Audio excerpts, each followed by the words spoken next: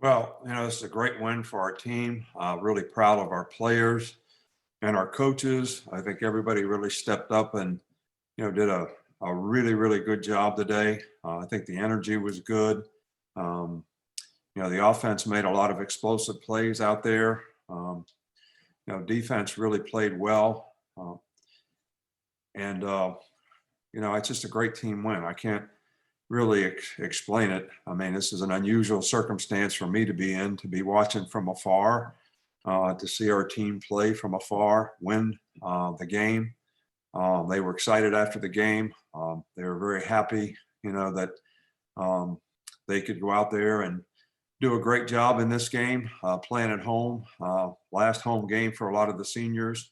I'm sure the players wanted to do a good job for them, and I'm really happy for our seniors and the great contribution that they've made, in their career here. And it's great for them to win the last game in Bryant-Denny Stadium. I think our coaching staff did a marvelous job today.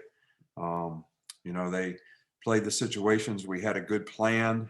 They stayed with the plan. They executed the plan. Sark did a nice job of managing things. And I sat here and felt a little helpless, that I could see things and, yell at things and listen to Miss Terry cheer downstairs. It's a little different, but still feels good to win. So I'm happy for our fans who support us. I know this is a big game for a lot of the people who support us, and it's just a great win for us. So I'm sure there's a lot of things that we could learn from this game, lessons that we'll learn and grow from and get better. That's something that you always want to focus on this time of year, that your team continues to improve and get better, because each game you play is a little more on the line. So it's really important that you can execute and play with consistency. And that's something that we'll have to strive for, in these next games that we have coming up here. Okay, guys, like I said, if you want to ask questions, please use the raise your hand function. We will start with Michael Casagrande. Yeah, Nick, just wondering how many of those true in-game decisions did Steve have to make in his new role today? I didn't think there was a lot. I didn't think there was a lot of those, real tough situations that came up.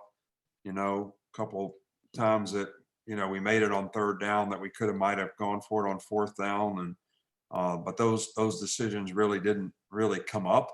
But I thought he was well prepared for, what he needed to do. And,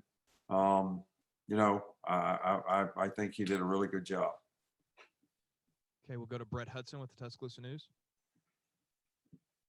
Yeah, Coach, how have you seen your pass rush grow and develop over the last few weeks to get to the point where they can affect Bo Nix like this?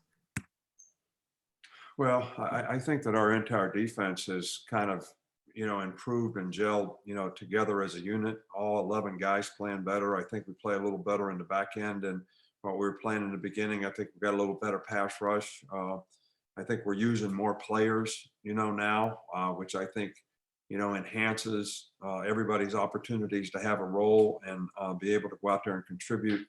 So, we made a couple of mistakes in the secondary that could have been really costly. The guy drops the ball when he's 20 yards behind everybody, in the second quarter, which was a bust on defense. And, there's a couple others on third down that we needed to get off the field on and didn't because of a couple mental errors. But, Auburn does a really, really good job offensively.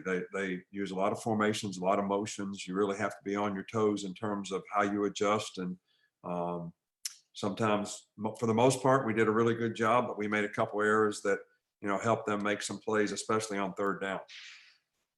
We'll go to Chris Walsh. Which was tougher for you today, not being on the headset or not being there for the pregame ceremony with the seniors and their families? Well, I think, that's a tough one. I think both are equally difficult to deal with when you're a coach and you have so much respect and admiration for this senior class and all that they've accomplished and all that they've done. But, this is one of the best classes of people, I think, that, we've ever had. Great leadership, really good character.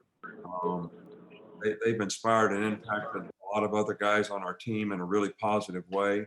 I think they're all going to graduate, so we're really proud of them for that. And I'm sure they're going to go on and be great ambassadors for the University of Alabama as well, and have success in life because of who they are. And hopefully some of the lessons that they learned while they were here is going to, or will help them be more successful in life. But that was difficult. And then, not being there for the game. The Iron Bowl was such a great competitive venue that means so much to so many people.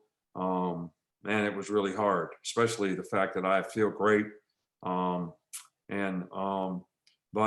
I did what I could do to help prepare the team throughout the week. I was involved in everything that we could do, right up till 90 minutes before the game. And, then we just had to sit and watch from afar. So, but I think, the training and the discipline that you develop in people, carries over whether you're there with them or not. I mean, no different than your kids. If you train your kids well and they make really good choices and decisions, you can trust them to go out and do it even when you're not around. So I think that speaks volumes for the character on our team and the leadership that we have that helps inspire everybody on the team to play with that kind of competitive character. We'll go with Aaron Settles. Nick, certainly Malachi Moore is not a finished product yet, but in terms of when sort of the light went on from him, when did you see that? Because he's been playing with a lot of confidence lately. Yeah, well, I think that early in the season, we saw a lot of stuff. Missouri, Ole Miss, those games were really tough for the defensive players, especially the young ones. They saw about everything that, you could see from a formation and adjustment standpoint, but I think they learned a lot from it. And I think Malachi is the kind of guy that, he might make a mistake once, but when he learns, he's smart. He gets it right the next time. So the cumulative effect of those experiences, I think, has made him a lot more confident. And he's played really, really well for us. And I'm sure that he'll continue to improve, but we're certainly pleased with the progress that he's made to this point. We'll go with Cecil Hurt. Coach, obviously you had done some LSU prep earlier, but it's a quick turnaround for, I guess, a different, or at least a opponent you didn't know you were playing until Friday. Will it be a tough week of preparation because of that? No, I really don't think so, because we actually practiced for them 3 days, 1 day in the bye week. And then on Monday and Tuesday when we thought we were going to play and the game got canceled. So we actually had 3 days of work with them. Not that players are going to immediately sort of recall all that stuff, but because we've had some experience with that, I think that'll be beneficial in, to how we put the plan together. I think it's important this time of year. Look, this would normally have been the 12th game of the season, and we're still going to have 2 games left. And if we're fortunate enough to have success in those games, a 3rd game in the SEC championship and maybe more after that. So I think, we really got to try to take care of our team a little bit in terms of how we practice and how they recover and how we move forward with our team. So this is going to be a big game for us at LSU. It always is. They have a lot of really good players. I don't care what their record is. They have a lot of talented guys. We thought that, when we were preparing for them before. So we'll, I don't feel like this is going to be an abnormal week for us. Okay, we'll finish up with Joseph Goodman from AL.com. Hey, Nick. 2 questions. First, what were the circumstances when you were yelling at the TV? When did you see me yell at the TV? Oh, at the beginning in your opening statement, you mentioned yelling. I think I did yell at the TV a couple times today. A couple times when we made some mistakes in coverage, a couple times when we missed some tackles, a couple times when Mac didn't throw the ball to the guy I thought he should have thrown it to. So I guess it was more than a couple. But I would like to ask you a question, because I don't know where you got your get up there, but I sure would like to get one like that. All that matching mask and yellow and gold. It looks good, man. It really looks classy. I like that look. Well, there's a backstory to that. Maybe we can talk about it. Speaking of backstories, could you fill me in on the elephant head behind you? What's the story there? You have to talk to Miss Terry about that. She's a decorator in the house, and I'm actually in what we call our recruiting room.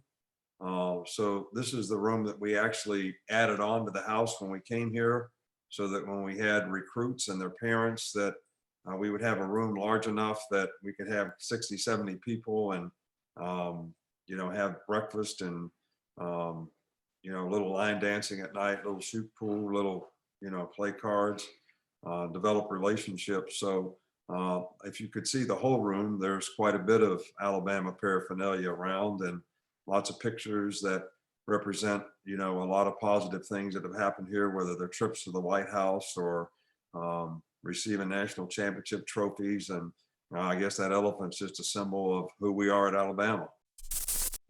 Thanks for watching ESPN on YouTube. For live streaming, sports, and premium content, subscribe to ESPN Plus.